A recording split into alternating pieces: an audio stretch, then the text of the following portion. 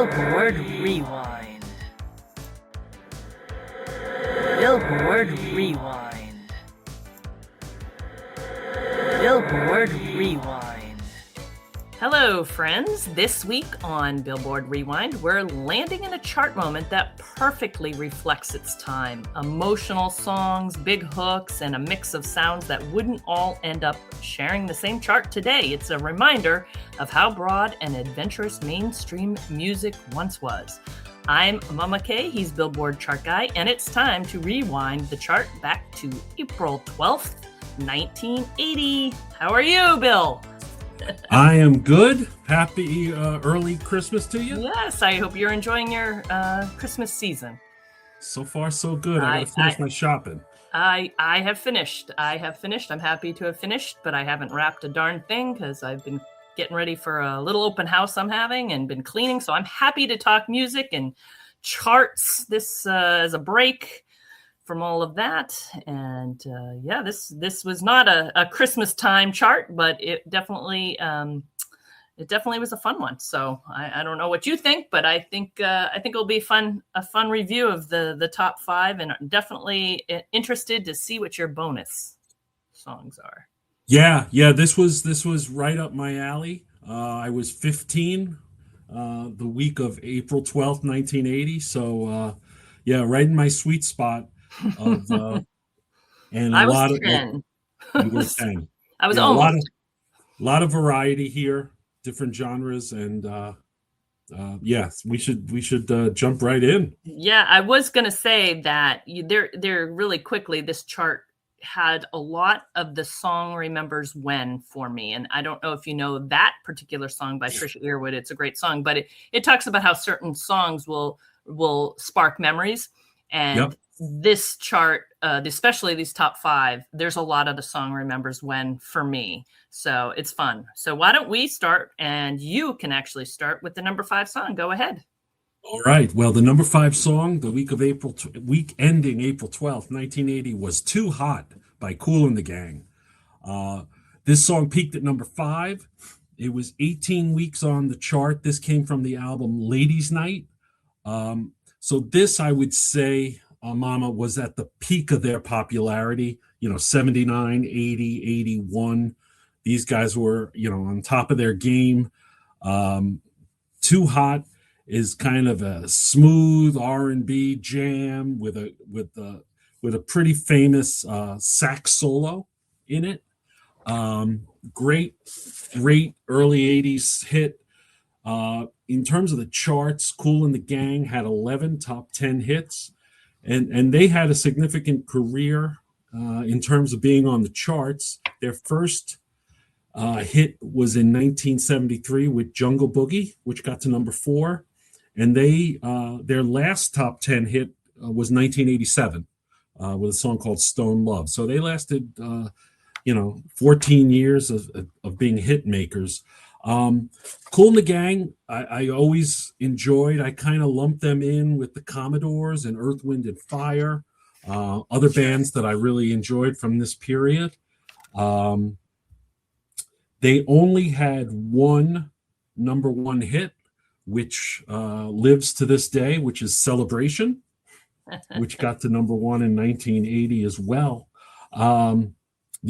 Just a really strong, pop song here.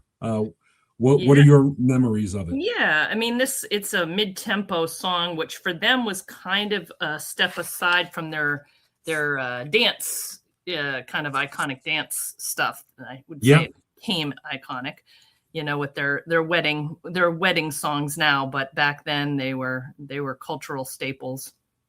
And this one was a little bit more, as you had mentioned, it was a little slower, mid-tempo, but still like a nice groove. And it was definitely at their height of their commercial success, as you had mentioned. This was the peak. And the James JT Taylor, he's the lead vocal on this, and he pretty much led all their big hits. Kind of started around this time, or I think probably with Ladies Night before that, and then all their big hits. His little era was the most recognizable hits for Kool and the Gang. They got inducted to the Rock and Roll Hall of Fame in 2024, so that was good for them. They definitely deserve it. This song, Too Hot, was their highest charting single without being the dance anthem that I had mentioned. But yeah, I think of Kool and the Gang, like you said, very much in the same vein as Earth, Wind, and Fire. And I don't know if I put them with the Commodores. I always feel like the Commodores are more slow, even though I love them and I love Lionel Richie. It just is a different vibe. There was early Commodores that were more soul, R&B, kind of funk based. But you're right, with the Commodores, their hits really kind of kicked in when Lionel Richie went to the piano, whether it was Three Times a Lady or Easy. Right. And I know Kool and the Gang started originally as a jazz funk instrumental group. So, they moved into the vocal driven stuff, and obviously it took off. And for me, in my mind, this band is a wedding band for me, like for moving forward, other than, because I was 10 when this song was out. I probably heard it on the radio with my parents. I wasn't listening too much to a lot of top 40 or urban dance stuff at that time.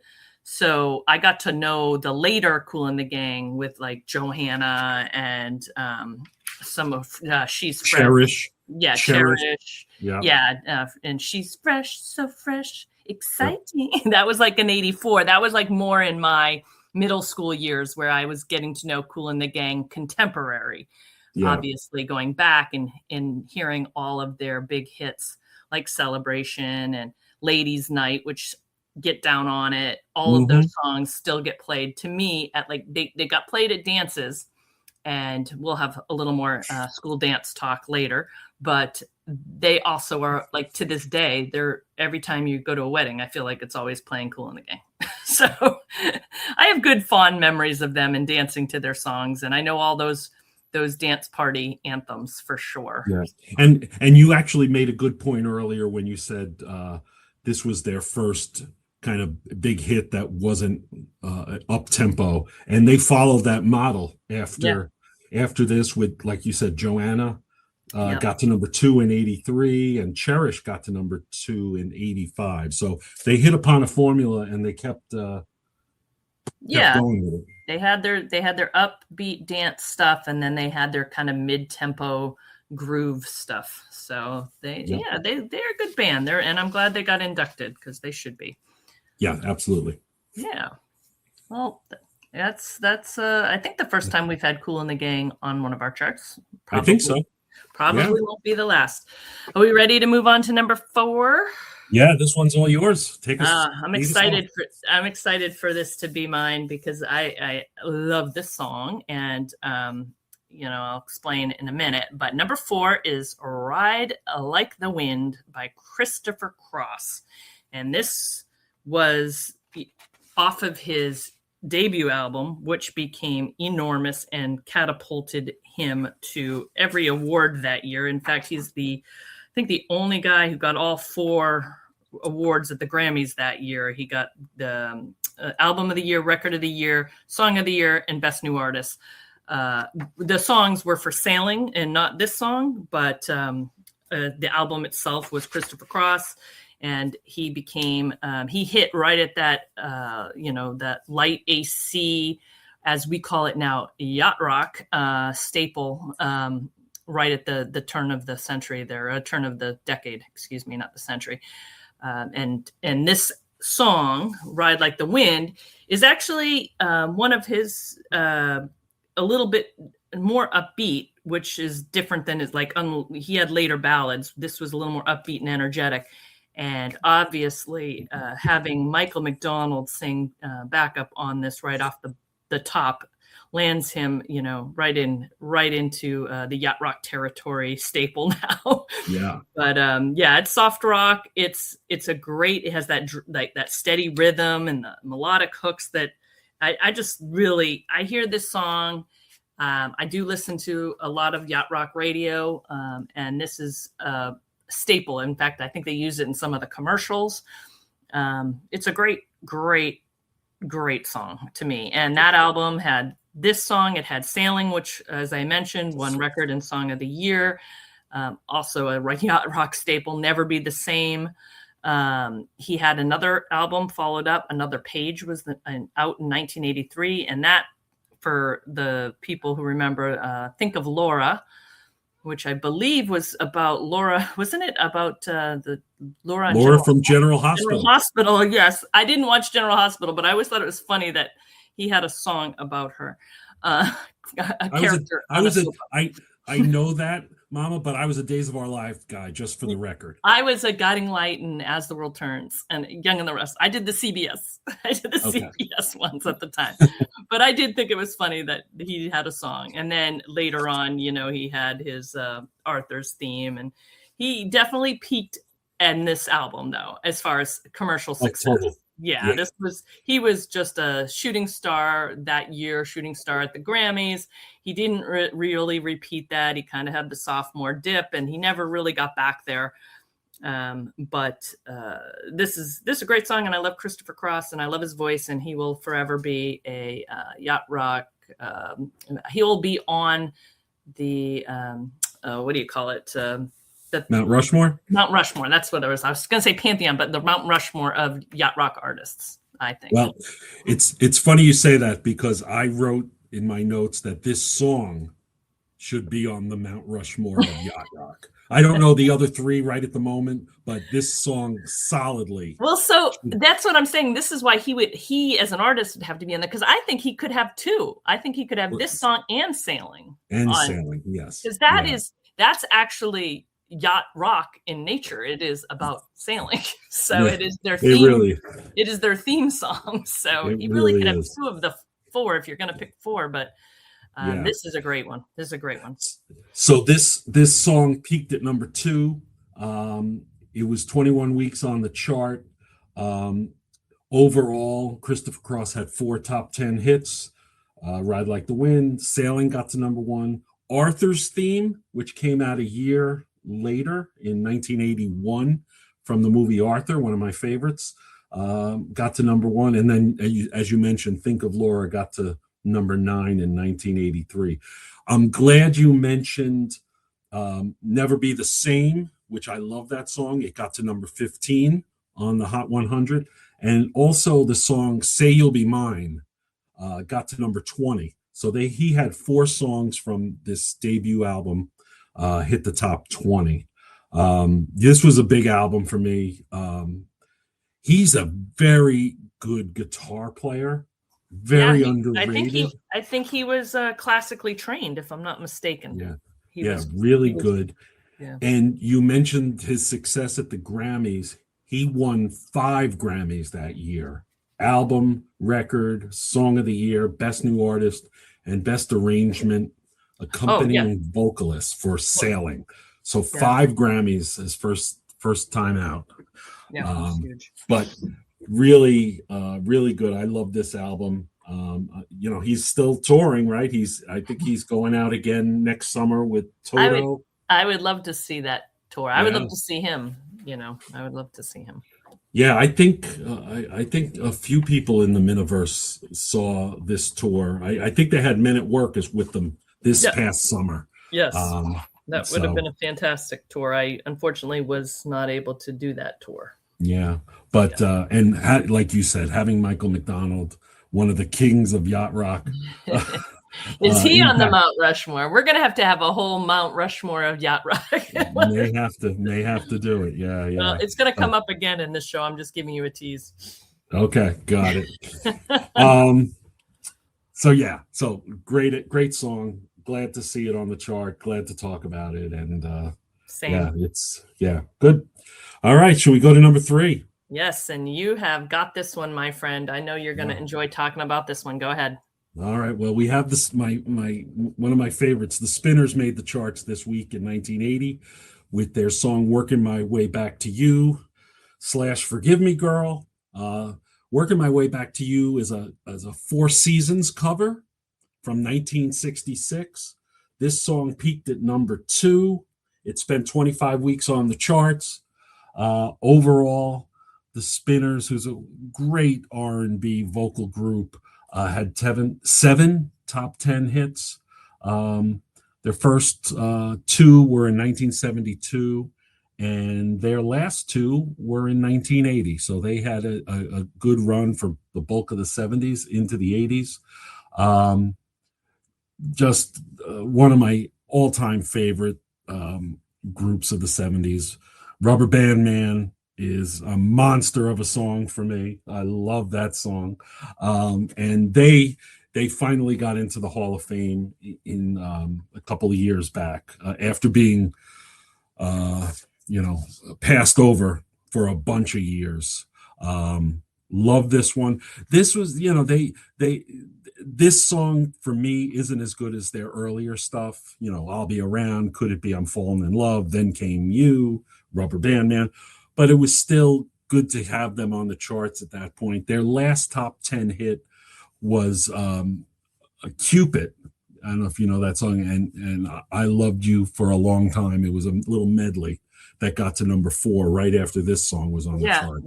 That album had 2 medleys, and both of them were pretty notable, and they liked their medleys.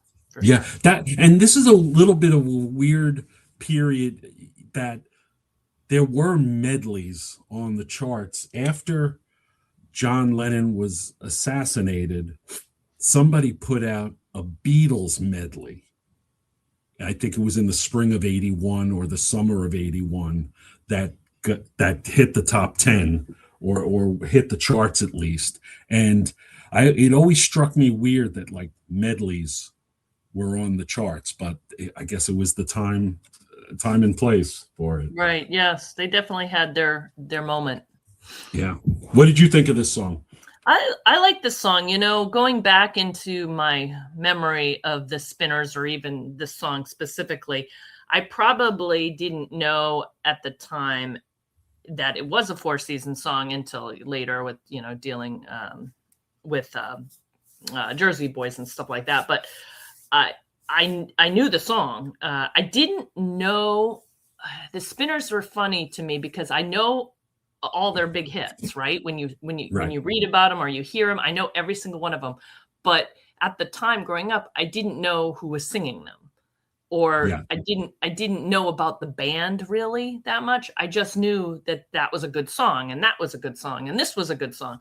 So it's funny because when you had first mentioned the Spinners in the show and how much you liked them, I took a look at their catalog. I was like, oh, I know a lot of those songs, but I didn't know if you had asked me 3 months ago, name a Spinner song, I don't think I would have been able to name one off the top of my head, just because I wouldn't have known who was singing them. And then if you told me the songs, or you said who sings this, I wouldn't have known it was the Spinners. But now that I know it's the Spinners, I know all their songs. I really like them. So that's kind of where I am with the Spinners, is that it was one of those bands. I don't know if it was my age or just the fact that it was a little before I was getting into the charts, that they didn't really have an existence in the 80s on the charts. Mm-hmm. So I never really got back into their music of their earlier stuff because I never got introduced to them. And that wasn't anything my folks were listening to either. So I didn't really have any reason to at the time. Mm-hmm. So I know all their songs, pretty much, not all their songs, but I know their big hits, and I like them. And this is a good song, and it has that, those good harmonies with the late 70s production stuff going on. It has a little bit dancey. It's a little bit it's got a nice groove, nice R&B polish to it, and I know I probably knew it from some AC stuff later, AC stations, or playing it. Going back and playing it, just didn't know who it was. When they were inducted last year into the Rock and Roll Hall of Fame, New Edition did a performance, and they did a medley of 3 of their songs. And I, in researching this song, of course, it led me to watch that video again, and they did a really good job, kind of, presenting the Spinners as they were.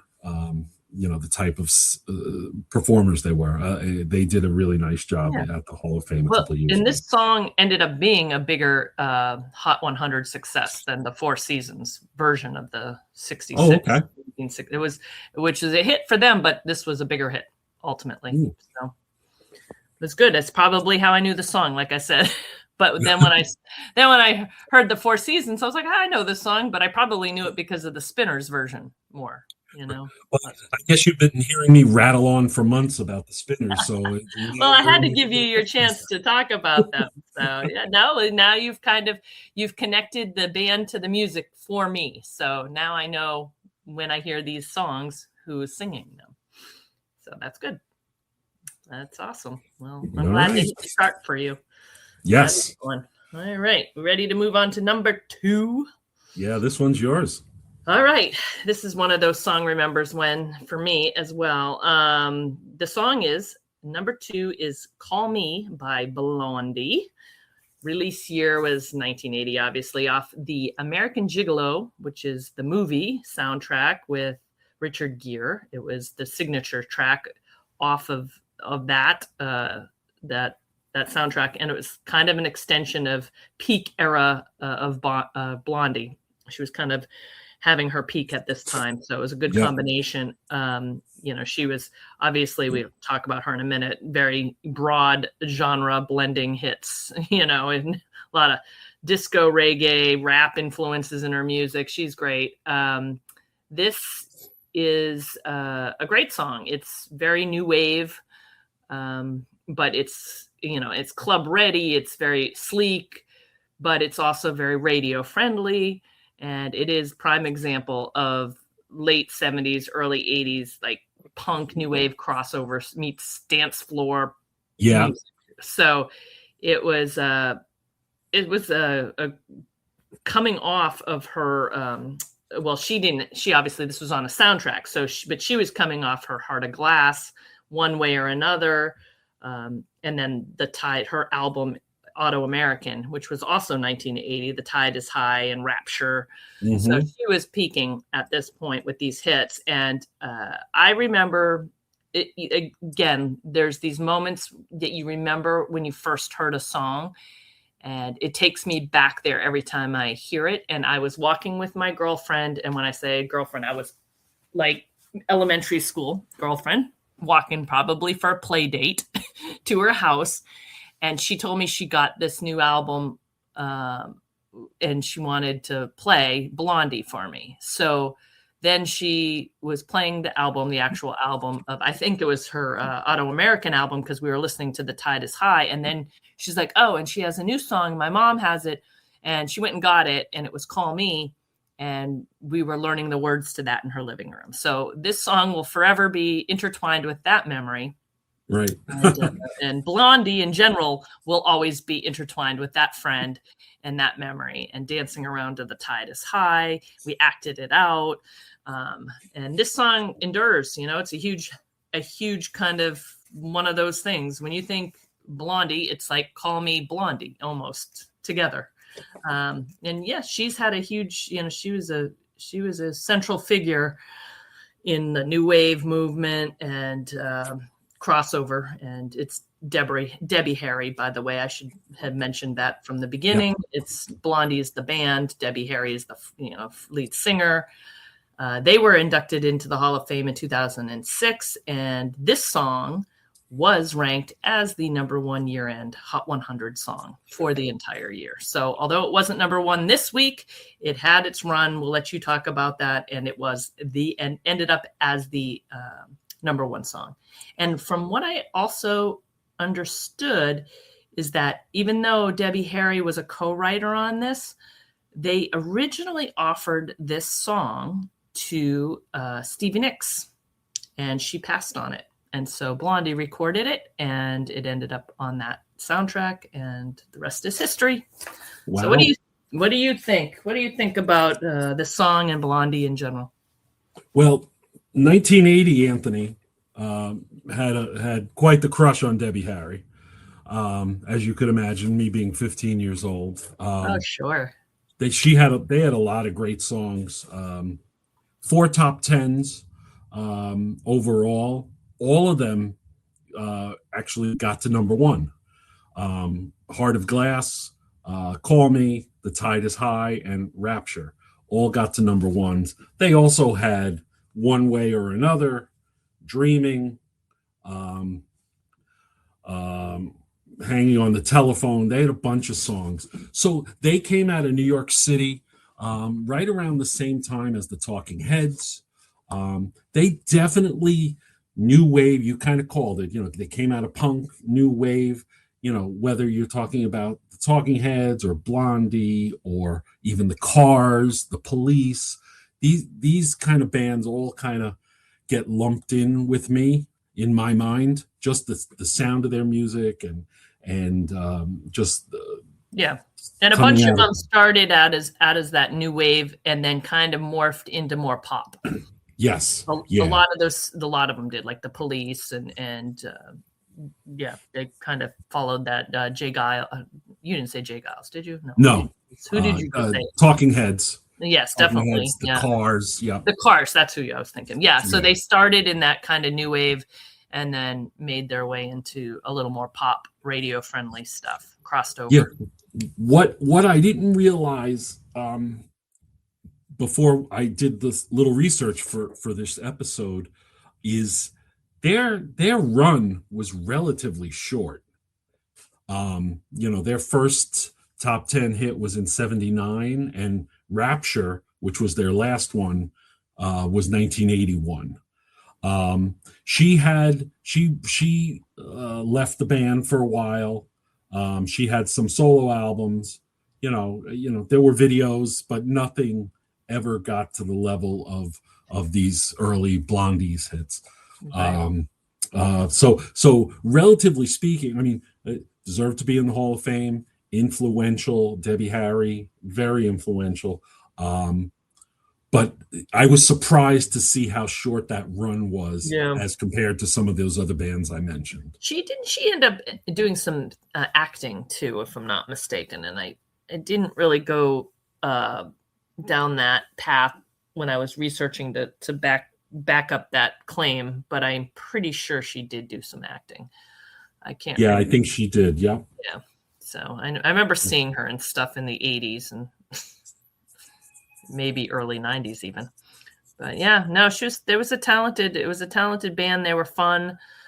Again, they're kind of, as you said, very true that it wasn't a hugely long career span, but they definitely peaked, and they peaked high. So yeah, and their drummer just died earlier this year, Clem Burke. Interesting. He was one of the founding members of the band and just passed away earlier this year. But yeah, no, the Blondie's great. I wish they could have hung on a little longer, but what they gave us are memorable hits for sure. One Way or Another, I was surprised, Mama, that One Way or Another only got to 24 on the charts. I was stunned. I would have thought that would have been much higher. Right. There's some of those songs that at the time they were out didn't go as high, and then they somehow end up lasting and enduring through in the culture more, and then get played on like classic rock or different formats moving forward, and then they just seem to be a much bigger hit in your mind, but they didn't start off that way. Yeah, exactly. So that's one of those then, apparently. All right, we ready to move on to number one? I will do my best here. Okay, I'm looking forward to hearing what you got to say. Excuse me. So number one song this week, ending April 12th, 1980, is Another Brick in the Wall by Pink Floyd. Part 2, Another Brick in the Wall. 25 weeks on the chart from the album The Wall. I mean, when you look up classic rock album, legendary stuff, The Wall comes up for sure. This came out in 1980, and although I'm not the biggest Pink Floyd fan, you have to respect their work. They have legions of fans. For me, I never really got into them. I know that all their popular songs that have been on classic rock forever, but I was never the biggest fan. This song was their only top 10 hit in the States. But The Wall endures to this day. And Yes, it I had is I had 23 times platinum, so it's yeah, it's consistently ranked unbelievable. like one of the best-selling albums in music history. So Yeah. Yeah. What do you remember about this, or what are your okay, thoughts about well, Pink Floyd and um, this song? this is another song remembers when song for me, for a different reason. But this, I wasn't a big Pink Floyd. It wasn't really my vibe at the time. Again, I was 10, and even in the later years, when it seemed like every teenage boy that was my age was really into Pink Floyd, and they were wearing the Wall T-shirts and listening to Pink Floyd. It was something that was like a cultural teenage boy thing in the 80s more than it was for a teenage girl. However, I really liked this song. Now, I knew the hits of Pink Floyd. I wasn't going deep into their catalog ever. So it was fun doing research for this. I actually listened to Another Brick in the Wall Part 1 and Part 3. Okay. Because I had never heard them, right? Why would I? They weren't on the radio. And there's good reason why they weren't on the radio. It is the whole album is a rock opera concept album, pretty much. So it's a character named Pink whose life experiences are in song throughout, including his childhood trauma, and themes of loss and fame, isolation. He builds psychological and emotional walls, quote unquote. So hence the name.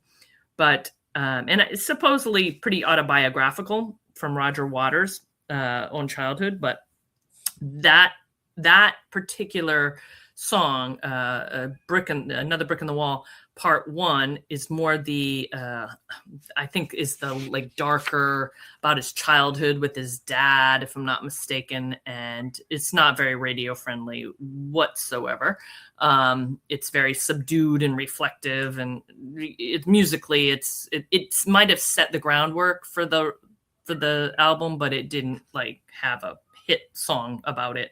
And then the third is really short and strange and really dark and aggressive, and definitely not anything that would be a hit. But Part 2, which is the one we're talking about that became the hit, obviously most famous and commercially successful, it's targeting the school, the authoritarian nature of schooling and societal conformity. That was like the big quote unquote description of it.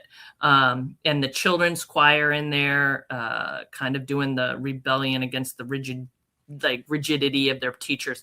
My memory of this was every school dance, my girlfriends and I would go to the DJ and request this song at the high school dances to play and dedicate to our teachers every single time.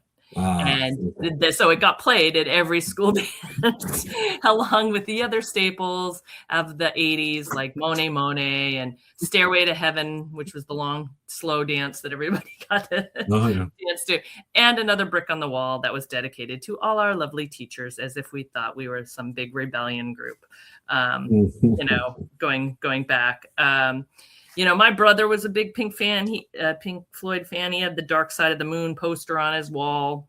I heard his music. I heard their music from his room, but again, wasn't something that I really got into. I do like Comfortably Numb, which is off this Wall album. Yeah. I like a bunch, several of their songs. I like Wish You Were Here. I think Wish You Were Here is a great song. But Comfortably Have Numb. a Cigar. Yeah.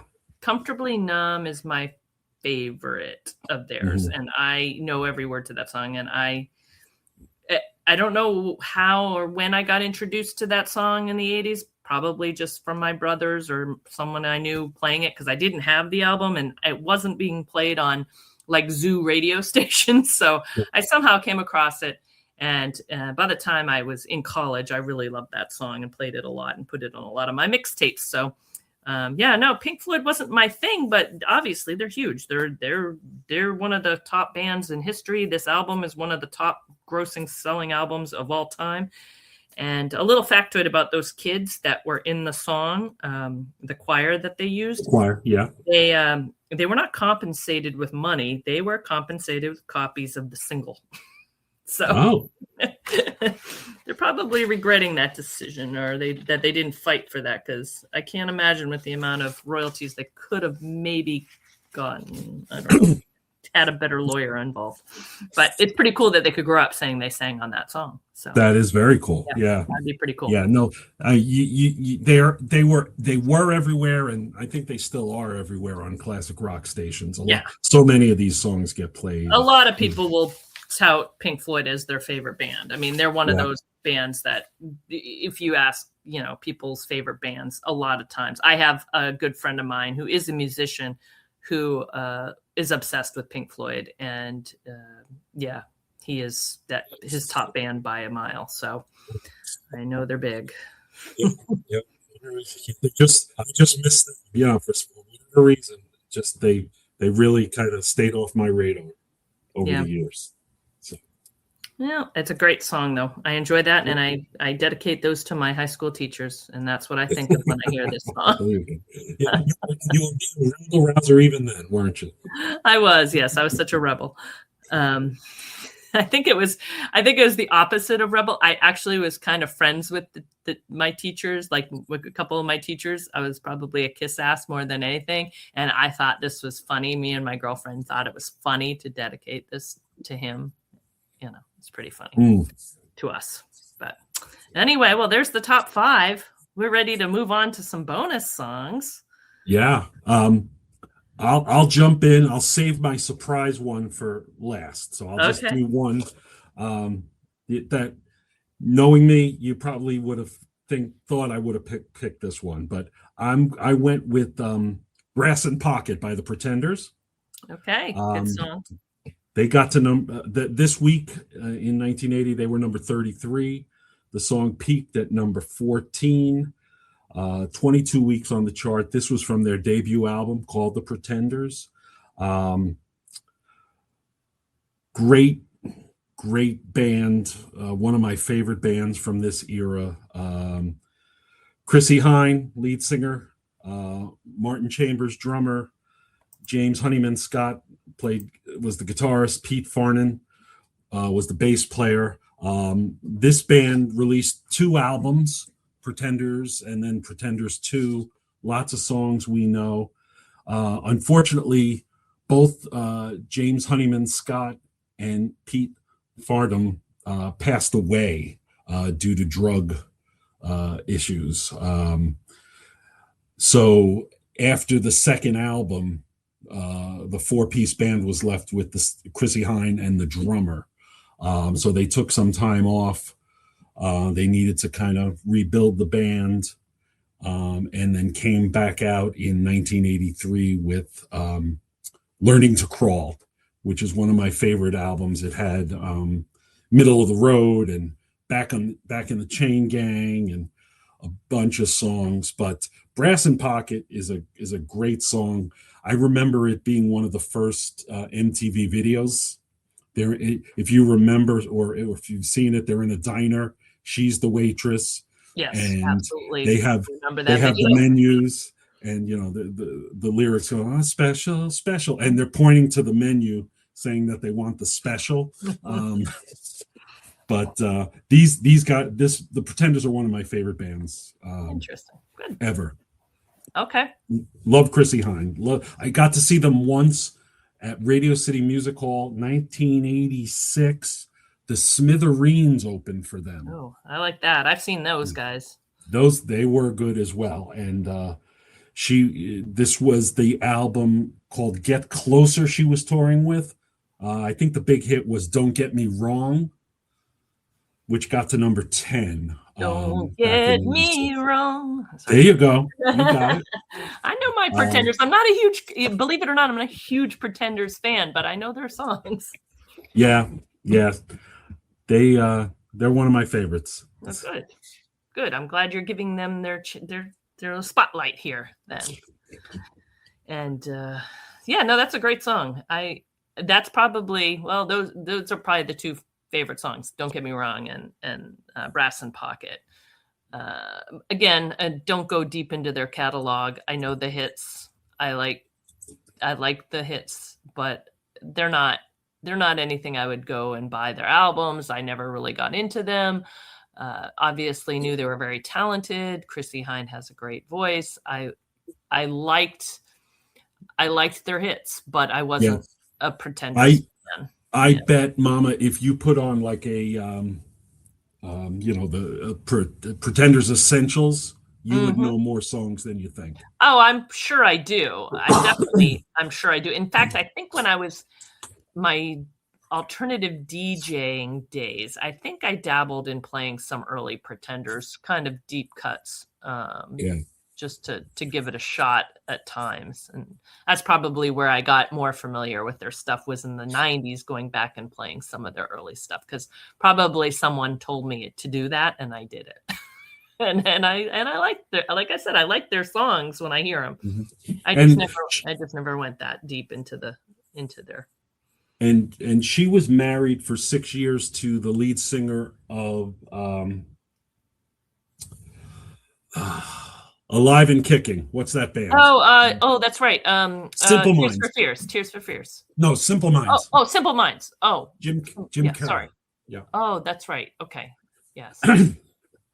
I was mixing that up with the song, lyric in the song of Tears for Fears. Yeah, that's right. I had totally forgot that little nugget. Yeah, that's a good song. It was a big song too. It's still played on all the classic rocks and the pop rocks. I listen to a lot of pop rocks on Sirius XM, and that's one of the. They're in the rotation there for sure. Good. All right. So what's your first bonus? Well, we were kind of talking a little before we started recording this about how tough it was to pick bonus songs this week. And I did find that I had trouble narrowing it down to the two that I ended up taking. I changed my mind like 4 times. There's a lot of good songs on this top 40. Starting, with, there's Tom Petty with Refugee. I don't want to give away I'm not going to say it, but you're good. There's like Kenny Loggins, Keep the Fire, like that song you had done, Brass. There's Cars by Gary Newman, which is a classic, kind of a one-hit wonder from the 80s. Yeah, Donna Summer coming out with the disco at the end of the disco on the radio. I mean, there was a lot in here. They had Air Supply. We had Bob Seger. You had some great Billy Joel. I came very close to picking You May Be Right by Billy Joel, but I figured we're going to come across him again. And that's not my favorite Billy Joel song, so I didn't go with that. The Eagles, I almost did the Eagles. In the end, the first one I went with is Crazy Little Thing Called Love by Queen. And number 8 for this week in 1980. This was their rockabilly throwback. It was consciously modeled as an Elvis era style and feel that Freddie Mercury, the iconic lead singer, created this song in his bathtub and purposely wanted it to sound in like 20 minutes. And he wanted it to sound like an Elvis type song, kind of that rockabilly pop rock kind of sound. And it's I love this song. It's a fun song. I think it was one of those things where I had, again, older brothers. They played a lot of Queen. They played a lot of the earlier Queen, the very theatrical stuff with We Will Rock You and We Are the Champions. And another, he loved Another One Bites the Dust. I mean, he was playing a lot of that stuff in his room, and I could hear it. But I really remember hearing Crazy Little Thing Called Love and being younger and a girl and like not really getting the Queen thing until when I got a little older, which I ended up really, really liking Queen. This song was accessible to me at the time, accessible for my age. And I really loved this. From the album The Game, which came out in 1980. It has that. It has Another One Bites the Dust, Play the Game on that. they had News of the World out before that, which had We Will Rock You, We Are the Champions. And I remember my brother having that on, I don't know if it was a 35, 78, whatever. He would play it, like flip it, play it, flip it, play it. And I'd hear those songs, back to back forever when I was young. And then, they followed this album where Crazy Little Thing called Love Up with Hot Space, which had Under Pressure with David Bowie was the hit off of that. And then they went into their 1984 album. Radio Gaga was the big hit off of The Works and I Want to Break Free, which I also really like. And I never did buy all their albums, but I will tell you, when streaming became a thing and we were putting playlists together, even on iTunes playlists, I have a ton of Queen songs on there for someone who never owned an album back in the day. So Right. I really became a Queen fan later on in life, I think. And, I love their theatrical rock, like their experimentation, their elaborate live performances. Freddie Mercury, probably the best male voice in rock history, in my opinion. And this song came out in the peak of their kind of global commercial success. It was huge Queen time back in 1980. So this song made it to number one. It was 4 weeks at number one, spent 22 weeks on the chart. And it's a little leaner than their usual, their more layered stuff that they had earlier. Yeah. And it was definitely leaner. The album was leaner in general. Freddie Mercury plays rhythm guitar on this, which is rare in their catalog that he played guitar. But yeah, it was a little stylistic shift towards that more radio friendly stuff. And they used some synthesizers on the album, which was not something they had been doing. So I felt like it was a good thing to pick this song because Queen, they are huge also and obviously the movies made about him. He died notably of AIDS in 91, I think. So but I enjoyed the movie too. I thought it was fun that they kind of introduced him back to some of the younger culture again. And for me, Bohemian Rhapsody, and Wayne's World will always be tied together. And that's a classic. Yeah, I love this song, Mama. And the follow up, another one, Bites the Dust. I loved. I think I was pleasantly surprised when these songs hit the radio, because even at that point, I remember these guys are over the top. It's too much. Bohemian Rhapsody, Bicycle, Fat Bottom Girls. I love We Will Fat Rock Bottom You. Yeah, for me at that point, it was all too much, over the top. So I was really pleasantly surprised that I liked this album and those songs so much, and that got me to look at them again in a different light. And then to follow this up with Under Pressure with Bowie was great, and then which notably became the hook in which song? Ice Baby. introduced another generation of people to That's Queen. Right. Yeah, for me, Live Aid. Yes, I think of so Queen. Good. It was so good. What a performance. I think of Live Aid. I think of Queen and Phil Collins. And I think of U2 also. Oh yeah, well, and it's funny because I'm a huge U2 fan. But honestly, when I think of Live Aid, I think of Queen and I think of Phil Collins. Yeah, no, off the top of my head. Bono going into the crowd during it's great. Yeah, it's awesome. But anyway, I'm glad you picked this. I'm glad it's not a week where we had to talk about Bohemian Rhapsody, because it could have gotten ugly. Queen obviously is great, and you said it. I mean, he's a top 2 or 3 vocalist in the rock era. Amazing vocal. Yeah, really good. Well, why don't you go to your second choice? Excited. All right. Well, you mentioned a bunch of songs, and you did not mention it. So okay. I think I'm going to stun you with this one. All right. I chose The Second Time Around by Shalamar, which got Interesting. to number 16, was number 16 that week. Do you know this song, first of all? Yes. Okay. It's funny. When I was going through the charts, I have often, gone to pick the ones that stick out to me right away, and I decided that I should start listening to some of these other ones because I probably know them. So Mhm. that was one of them I played, and I did know Yeah. it. Yes. Okay. So this was Shalamar's only top 10 hit. It peaked at number 8. So the reason I picked this, it's a little bit of a funny story. So I grew up about 2 hours north of New York City in the Catskill Mountains. For the longest time, we literally had, like many people, we had 3 channels on our television. Right around 1979 or 1980, we got cable, so which meant we were able to get New York City channels. So that was a step up. So we had like 8 channels instead of 3 channels. Excuse me. My brother-in-law, who's a very audio techie kind of guy, was able to wire or take a cable. He spliced it somehow and hooked it up to my stereo.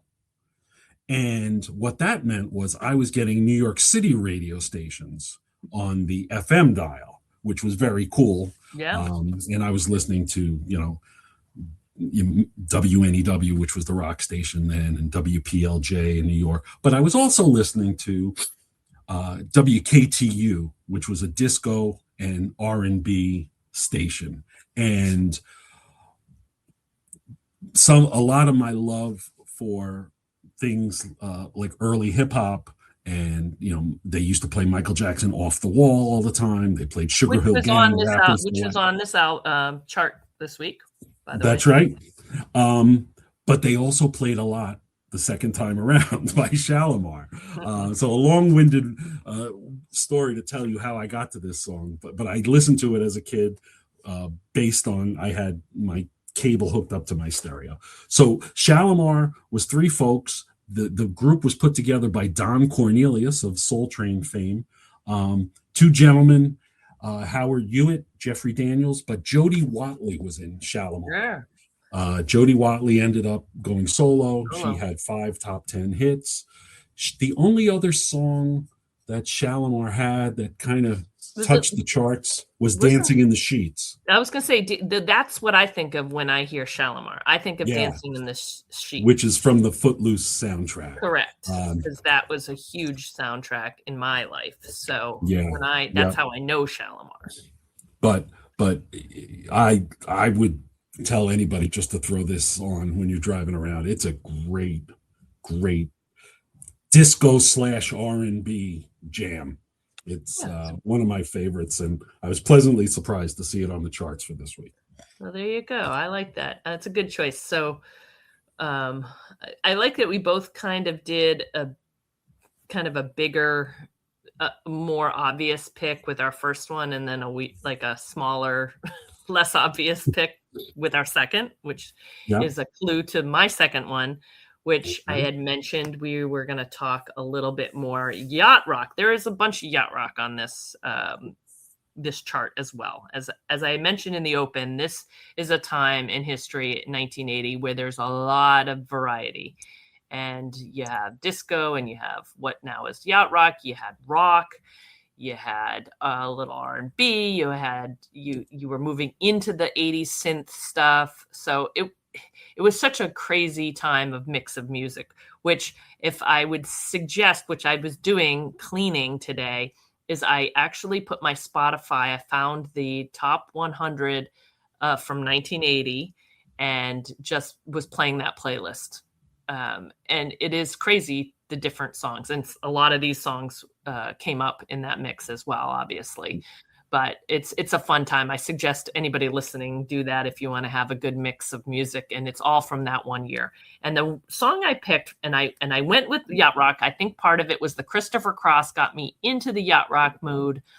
And as I was trying to pick my second song, this is a song that I did not know growing up at all.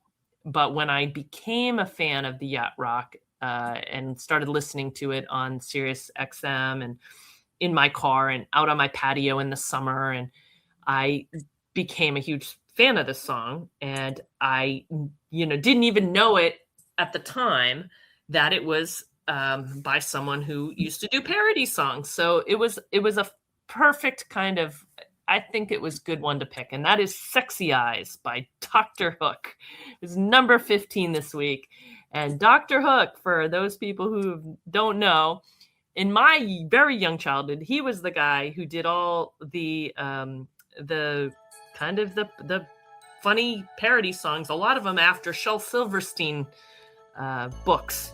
And he ended up changing and he was doing like novelty material. And he kind of did the funny novelty. I remember Dr. Hook, my best friend and her brother used to always play Dr. Hook novelty songs. And then when I got into yacht rock and I saw that this song was by Dr. Hook, I was like, the guy who used to do the novelty song? So I started to research a little bit of this. This was back when I first found that out. And I just thought it was funny that he kind of they switched. It wasn't a he, it was a band. Dr. Hook and the Medicine Show. Yes. Oh, my best friend's little brother Liam used to listen to that all the time. But yeah, this song is classic yacht rock vibes. It peaked at number 5. It was on the charts for 23 weeks. It peaked at number 1 on the AC charts, adult AC.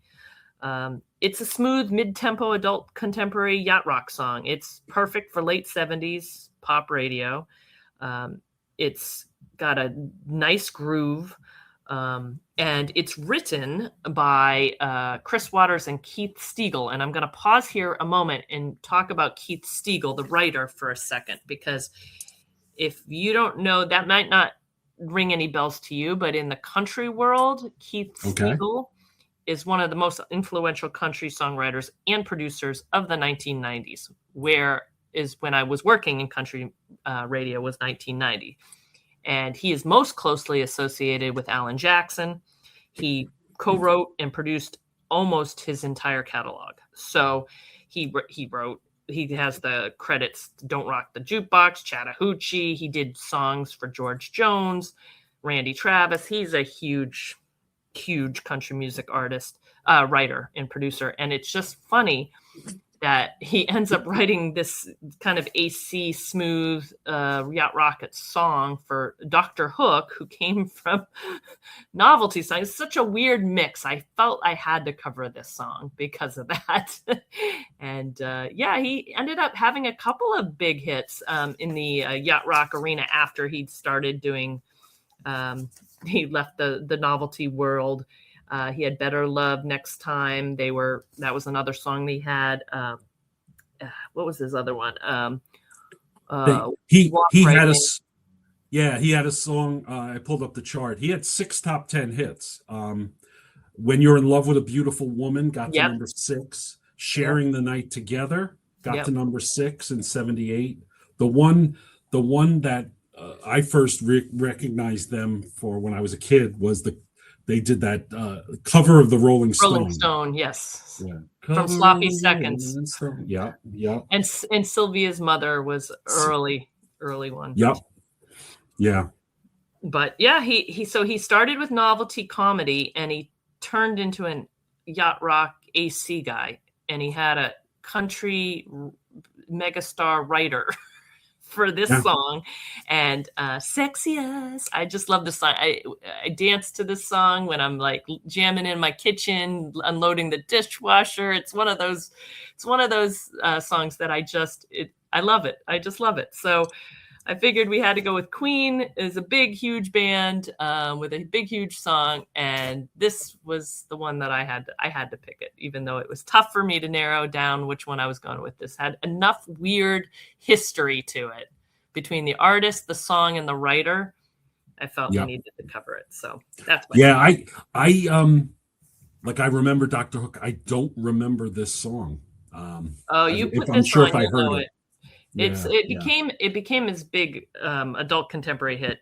It definitely was his biggest AC song. Okay. And it crossed over to pop, and now it is a staple on Yacht Rock Radio. It is played anytime. If I listen for 2 hours, I almost hear it every single time. So yeah. You'll know the Yacht Rock station on Sirius needs to add some more songs. Well, they have one called Deep Cuts too, so you can go to that one as well. There's two. If you pay for the service on the app, you can get their Deep Cuts one too. So I'll listen to that on occasion. But yeah, this is a staple. So you'll know it if you listen to it. I'll tell you. Okay, well, I think we covered it. All right, you know what that means. It's spin the wheel. It's spin the wheel time, and without naming names, we've had some pressure to forge our future choices. People who want us to show a little love to the early 2000s, much to your dismay. As I said, I think we both relayed to this person. It's up to AI, baby. They're picking. We're not. The fix is not in here. That would not be right. So we're gonna let it ride. That's not our style. That's not our style, man. All right, so it's time for another random week ending Saturday between January 1st, 1970 and December 31st, 2009. Let's see if our friend gets his wish or if we're back here doing 80s again. Who knows? I'm hitting. Oh my gosh. Oh, well, look at this. Another random week ending Saturday in your range is, I thought it was my birthday for a second, day after, July 7th, 2001. Look at that. I didn't fix it. I think you did. I did not. I can send you the screen grabs with the chat. I will actually send you the screen grabs. It's all good. It's all my good. Prompt. So you get to do the 2000s. We're still early 2000s, though. It's not. We'll see. It's not. It's funny. I was just listening to a countdown with from 2001 the other day running. This is what I do with no KMS. I listen to a lot more countdowns. It's research and nostalgia. And if I don't know what the songs are, obviously from this week without looking yet, but I can say that year has a lot of upbeat, dancey, hip hop and R&B. So I wouldn't be surprised if some of that's there. So we'll have to find out, and we'll probably reconvene after Christmas to do that. So yes, yeah. Awesome. Well, enjoy your holiday with your family and friends, and yes, we'll be back at it after Christmas. We'll be back at it. Thanks, everybody, and everybody, go listen to Sexy Eyes. Immediately. Thank you.